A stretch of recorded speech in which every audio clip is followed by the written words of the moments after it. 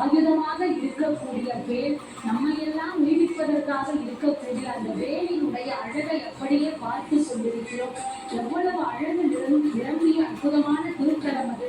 அதனை பார்க்கின்ற மாத்திரத்திலேயே நம்முடைய வாழ்க்கையானது உரிமை பெற்று விடாதா என்ன? அம்மையாரை மனம் கலங்க வைத்து விட்டோமே என முருகப்பெருமான் மன்னிப்பு கேட்கின்ற அந்த சூழல் இருக்கு பாருங்க. இந்த குணம் நமக்கு வேண்டும் அல்லவா?